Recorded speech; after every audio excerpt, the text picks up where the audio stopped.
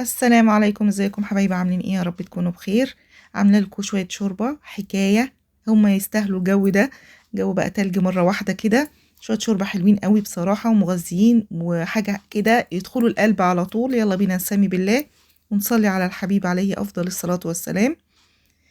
هنجيب اي حاجه بقى، حله، صينيه، طاسه، نحط فيها الماده الدهنيه بتاعتنا اللي احنا عاوزينها. بصلايه كبيره كده حلوه، نرش عليها رشه ملح عشان تدبل بسرعه. انا عاوزه البصلايه مش هلونها، بس يا دوب تبقى لونها ذهبي كده فاتح خالص. الخطوه دي مهمه عشان تطعم لي الشوربه. خلاص، قللي الماده الدهنيه مفيش مشكله، بس هي الشوربه دي بتبقى دسمه شويه. خلاص، مغذيه وفي نفس الوقت حلوه. جايبه عندي كبد فراخ، غسلها طبعا ومصفياها.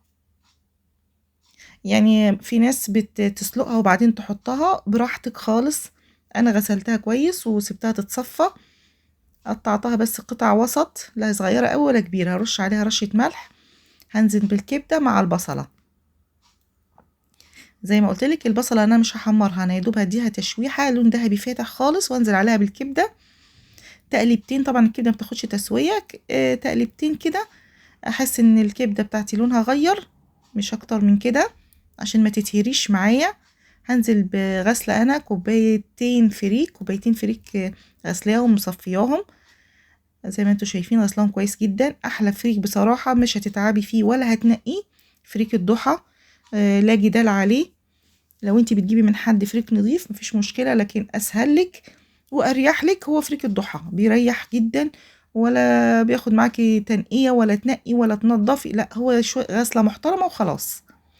وبسيبه شوية يعني 10 دقايق كده عشان يبقى ايه، لان حبة الفريك ناشفة، فلازم تغسليه وتسيبيه شوية.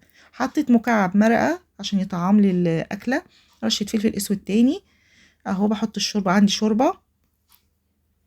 انتي ما عندكيش شوربة خلاص بقى حطي مية مفيش مشكلة، انتي حاطة كبدة فمش لازم شوربة، بس انا عندي شوربة وموجودة. انا بقولك الشوربة دي ما شاء الله دسمة ومغذية جدا، طعمها حلو قوي وبتاخدش معاكي وقت. هي هنسيبها بقى، لازم الفريك طبعا بياخد وقت في التسوية، فهنسيبه بقى يغلي غلوتين حلوين كده، وبعدين نهدي النار خالص عشان الفريك يستوي على راحته كده وما يطلعش معاكي ناشف. احنا بنحب الفريك جدا، بحبه في الشوربة وبحبه في الحمام وبحبه في الفراخ. يعني احنا من الناس اللي بتحب الفريك، والفريك حاجة مغذية. خلاص كده تقريبا كده استوى. هوريهولك اهو،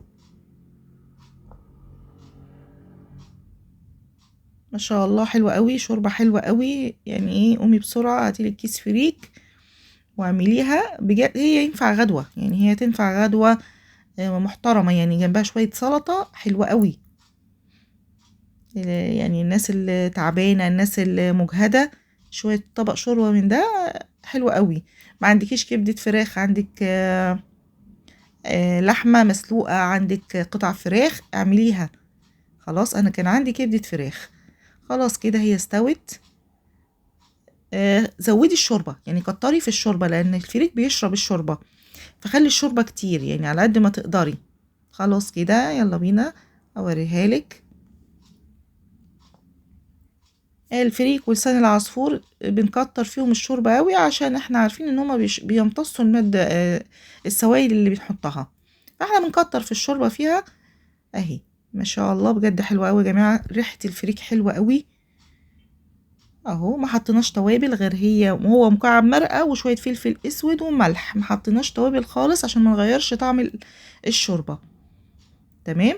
يعني مش التوابل كترها مش في اي اكل بصراحة، فنحاول نستطعم الاكلة بتاعتنا، ما نكترش فيها التوابل. خلاص كده شوية الفريك دول في قلبك، جربيهم. شوية شوربة حلوين قوي بصراحة.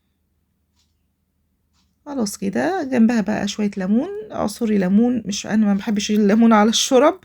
انتي بتحبي ليمون اعصري ليمون. اتمنى الفيديو يكون عجبكم وتجربوها، وبألف هنا ومع السلامة.